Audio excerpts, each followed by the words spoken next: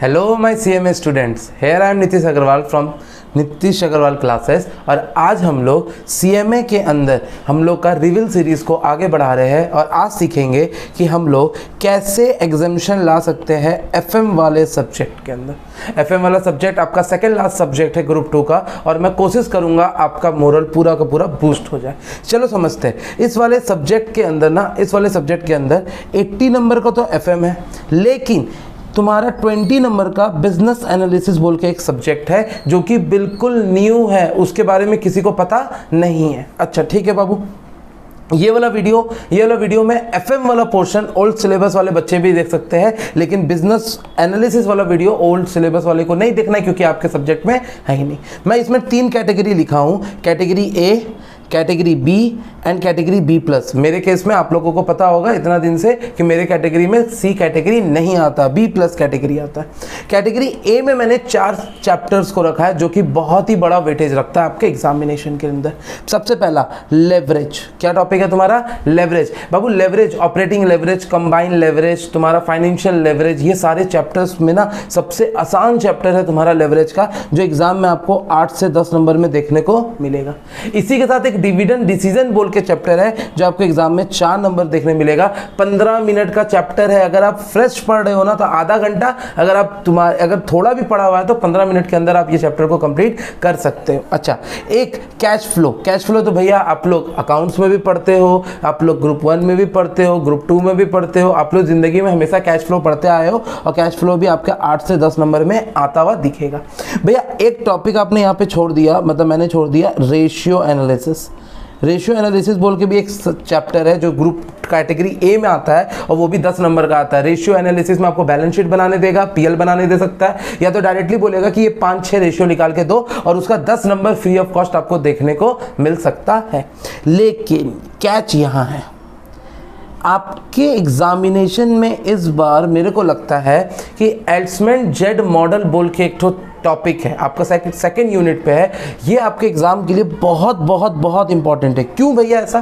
क्योंकि ये जो टॉपिक है ना वो फाइनल का है, सीएमए फाइनल का है, लेकिन उसने क्या किया, इसको फाइनल से हटा के ना इसको इंटर में डाल दिया। फाइनल में ये 15 नंबर का हर बार आता था, लेकिन इस बार वो इंटर में डाला है। तो मैं आशा करता हूं कि कम से कम 8 से 10 नंबर आपको ये दे के जाना चाहिए। मैं आपको सच बता रहा हूं, अगर मैं इसको पढ़ाने बैठूंगा ना तो इसको 45 मिनट भी नहीं लगेगा मेरे को पूरा पढ़ाने में। 45 मिनट्स का 40 मिनट्स भी नहीं लगेंगे पूरा पढ़ाने का। इसमें 5-6 टॉपिक्स है, 5-6 क्वेश्चन है, मैं आपको करवा दूंगा। कमेंट कीजिएगा, मैं आपको इसके चैप्टर ये वाला टॉपिक पूरा कंप्लीट करवा के दूंगा आपके एग्जाम से पहले और आप इसमें 10 में 10 नंबर उठाओगे। अगर 10 नंबर का आया तो मेरे मुताबिक आना चाहिए। तो एक बात बताओ, 10 10 10 20 40 40 44 मार्क्स का आपका पार्ट ए का कैटेगरी निकलता है, 44 मार्क्स का। इसके अंदर भी सेम चीज़ है बाबू, इसके अंदर भी आपको 25 नंबर का एमसीक्यू मिलेगा, जिसमें मैं फिर बोल रहा हूं कि आपको 18 से 20 नंबर लेके आना है। MCQ include MCQ, fill in the blanks and true false. ये सबको एमसीक्यू ही मैं बोल देता हूं, आप लोग इसको सेग्रीगेट कर लीजिएगा। 12 नंबर का एमसीक्यू होता है, 7 नंबर का ट्रू फॉल्स होता है और 6 नंबर का फिल इन द ब्लैंक्स होता है। अच्छा भैया कैटेगरी बी में क्या आता है वो बताइए। कैटेगरी बी में सबसे पहले आपको करना है सीओसी। भैया कैश ऑफ क्लाइंट नहीं, हम लोग को करना है कॉस्ट ऑफ कैपिटल। एग्जाम्पल भैया केई, केडी, केआर, ये वाला जो चैप्टर है ना ये करना है और ये भी आपको 10 से 8 नंबर में आपको देखने को एग्जाम में मिल सकता है। बहुत ही ईजी है, इतना ज़्यादा ईजी सब्जेक्ट है। इसमें सिर्फ आपको एक ही चीज़ याद रखना है, एक ही टॉपिक है जो आपको याद रखना है, वो है केई का। अगर आपने कॉस्ट ऑफ कैपिटल निकालना सीख गया तो आप cost of debenture, preference share, retained earning सब निकालना सीख गए। उसमें कुछ है ही नहीं, कुछ भी नहीं है। बस आपको एक चीज़ समझना है, अगर इसमें भी आपको दिक्कत है तो मैं आपको केई का स्पेशली आपको निकाल के बता दूंगा। 15 मिनट के अंदर ये चैप्टर भी आपका कंप्लीट हो सकता है। कमेंट करके ज़रूर से बताइएगा। अच्छा भैया अब आते हैं एक बहुत ही बाहुबली चैप्टर है जिसका नाम है वर्किंग कैपिटल मैनेजमेंट। मेरे एनालिसिस के ऊपर, एनालिसिस 100% सही नहीं होता, सबसे पहले ये समझिए। एनालिसिस के अनुसार आपको इसके अंदर 2 चैप्टर करना है, सिर्फ 2 chapter, receivable management and cash management. Receivable management, cash management, अगर आप ये 2 चैप्टर करके जाते हो तो आपका रिस्क 90% रिड्यूस हो जाएगा। इस टर्म के लिए आप लोग आराम से इसको बाकी सारे टॉपिक्स को छोड़ के जा सकते हो। लेकिन फिर भी जो बच्चा पूरा 100% श्योर होना चाहता है अपने प्रिपरेशन को लेके, वो कुछ भी छोड़ के ना जाए, मेरे एनालिसिस वीडियोस को बंद कर दीजिएगा प्लीज। लेकिन जो बच्चा का अभी कुछ बाकी है, जिसने अभी तक कुछ नहीं पढ़ा, मैं हाथ जोड़ के बोलता हूँ ये 2 चैप्टर पढ़ के जाइएगा। ये 2 चैप्टर आपको पढ़ के जाना है। रिसीवेबल मैनेजमेंट 1 घंटा का है, कैश मैनेजमेंट 1 घंटा का, जिंदगी का 2 घंटा उसको दीजिए, मैराथन देख लीजिए, कुछ भी कर दीजिए। ये 2 चैप्टर मैं आपको एग्जाम से पहले नहीं करवा पाऊंगा क्योंकि ऑलरेडी मेरे बहुत सारे कमिटमेंट्स हैं बच्चों को। अच्छा भैया, लास्ट बाहुबली चैप्टर जिसको हम लोग बोलते हैं capital budgeting. Capital budgeting term के लिए very very very very very important है। कैपिटल बजटिंग में मेक बाय वाले एक तो आप लोग ज़रूर से देखोगे, मेक और बाय, ये वाला टॉपिक आप लोग को ज़रूर से देख के जाना, मेक और बाय वाला, साथ ही साथ और आपको एक रिप्लेसमेंट वाला देख के जाना है। इंस्टीट्यूट का ये 2 टॉपिक बहुत ही पसंदीदा टॉपिक है, बहुत ही इंपॉर्टेंट टॉपिक हो जाता है एग्जाम के लिए, और ये आपको 15 नंबर 10 से 15 नंबर को देखने मिल सकता है। 2 क्वेश्चन भी आ सकते हैं, वो बहुत बड़ी बात नहीं है। मैं मैनेजमेंट, कैपिटल मैनेजमेंट का मार्क्स ही नहीं जोड़ रहा हूँ, उसके बाद भी अगर आप इसमें देखोगे तो आपको 25 नंबर का यहाँ से जुगाड़ हो गया। 45 ऊपर, 25 इधर, तो 70 नंबर यहाँ से हो गया। 70 और 20 नंबर तुमको कहाँ से मिल जाएगा? 20 नंबर तुमको मिलेगा तुम्हारा बिजनेस एनालिसिस से, बात करेंगे उसके ऊपर। कैटेगरी बी प्लस में भैया आपने क्या डाला? कैटेगरी बी प्लस में 2 चीज़, कैपिटल स्ट्रक्चर कर लीजिएगा। कैपिटल स्ट्रक्चर में तुम्हारा कुछ नहीं है, EBIT दिया रहता है और हम लोग को बताया जाता है कि मेरे को 1 करोड़ का लोन की ज़रूरत है। 1 करोड़ का लोन की जो ज़रूरत है वो मैं 50 लाख रुपया ले रहा हूँ, किससे? इक्विटी से। 25 लाख रुपया ले रहा हूँ मैं तुम्हारा किससे? डिबेंचर से। और 25 लाख रुपया ले रहा हूँ मैं तुम्हारा किससे? प्रेफरेंस शेयर से। तो भैया मेरा टोटल इनकम कितना निकलेगा, मेरा EPS कितना निकलेगा? यही है तुम्हारा कैपिटल स्ट्रक्चर, बच्चा वाला चीज़ है। सिर्फ उसमें एक फॉर्मेट आपको दिमाग में रखना है, क्या भैया? भैया EBIT से हम लोग माइनस करते हैं क्या? बताओ जल्दी से। इंटरेस्ट। इंटरेस्ट बनने के बाद क्या होता है? EBT। इससे क्या माइनस करते हैं? टैक्स। टैक्स माइनस करने के बाद क्या करेंगे हम लोग? डिविडेंड। क्या, सॉरी, EAT लिख लेगा, क्या लिख लेगा?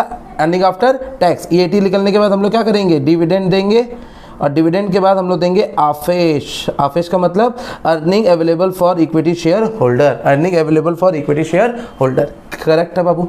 और इसके बाद अगर आपको सोर्स ऑफ फाइनेंस करने का मन करे, जो कि थ्योरी है, आप उसको कर सकते हो, लेकिन आप मेरे को DM कीजिए इंस्टाग्राम में, I will provide you the handwritten notes for CMA final theory. अगर आप मेरे को इंस्टाग्राम में मैसेज करते हो, मेरे को अप्रोच करते हो, तो मैं पक्का आप लोगों को हैंड रिटन नोट्स दूंगा। किसका?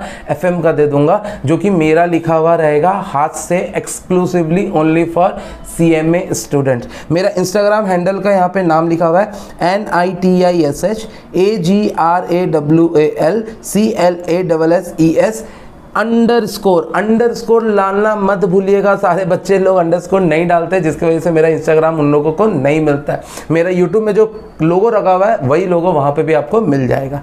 अच्छा, उसके बाद एक लास्ट टॉपिक है fund flow and time value money. Time value money कुछ भी नहीं है, वो आपका सिर्फ कैलकुलेशन है। लेकिन फंड फ्लो, अगर कैश फ्लो नहीं आता है तो फंड फ्लो आएगा, और फंड फ्लो थोड़ा लेंदी है, इसलिए मैं उसको रिकमेंड नहीं करता हूँ पढ़ने के लिए। आप लोग पढ़ने का मन करे पढ़िए, नहीं तो आप इसको छोड़ सकते हो, क्योंकि इसको पढ़ने जाओगे तो बहुत झमेला हो जाएगा।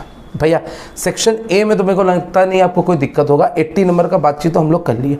बात आता है 20 नंबर का। भैया 20 नंबर कैसे लेके आना?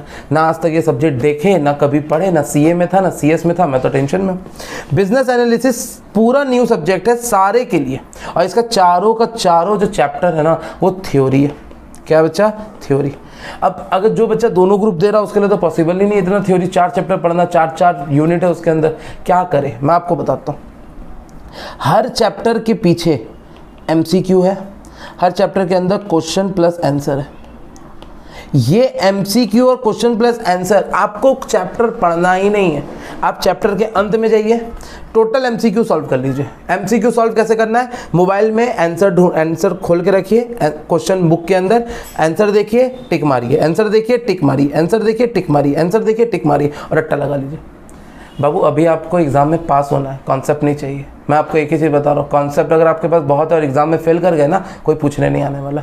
आपको क्या करना है? MCQ का आंसर अपने फ़ोन में खोलना है, उसका क्वेश्चन आपको बुक में रखना है, बुक नहीं है तो PDF में। आंसर देखिए, टिक मारिए, आंसर देखिए, टिक मारिए, और उसको लर्न कर लीजिए। टोटल मिला के कुछ कितना MCQ होगा? मेरे हिसाब से अगर एक चैप्टर में 100 MCQ भी है ना, तो 4 चैप्टर का 400 MCQ। अगर आप इसको 4 बार भी बनाओगे ना, 4 बार भी बनाओगे, तो मैं लिखित देता हूँ कि MCQ में आपका मार्क्स नहीं कटेगा एग्जाम में। भैया चलिए MCQ का तो खेला हो चुका है, अब बारी आता है क्वेश्चन आंसर। भैया हर एक चैप्टर में मैंने देखा 15 क्वेश्चन के आंसर के करीबन है, 15 नहीं, सब में कम से कम नहीं तो 7-8। मैं आपको बताऊं, कोई भी, मैं आपको बता रहा हूँ, देखो जो चैप्टर आपसे नहीं हो रहा ना वो ऐसे भी नहीं हो रहा है, इससे बेटर मैं आपको चीज़ बता रहा हूँ। मान लो 15 क्वेश्चन है, ऐसे कोई भी रैंडम नंबर 2, 4, 5, 7, 9, 11, 13, 1, 3 और 8, ये अब पेपर में लिखिए और इसको रट के चल जाइए, पेपर में लिखिए, रट के चल जाइए। ट्रस्ट मी, एग्जाम में ये क्वेश्चन में से कोई एक आ जाएगा, होता है ऐसा। और अगर नहीं भी आता, एक बात बताइए, है आप लोग उतना कि आप लोग एक पूरा चैप्टर रट के उसको सारा क्वेश्चन करके जाने के लिए रेडी हो? नहीं हो ना। ऐसे भी तो आपका बिजनेस एनालिसिस वाला चैप्टर नहीं हुआ है ना, तो जो मैं आपको बता रहा हूँ आप उसमें कम से कम करोगे ना तो चांसेस 50 to 70% ये बढ़ जाएगा कि हाँ भैया एग्जाम में कोई क्वेश्चन आएगा तो आप उसमें कुछ लिखने के लिए रहोगे। पूरा चैप्टर छोड़ दोगे तो लिखोगे क्या? कुछ नहीं।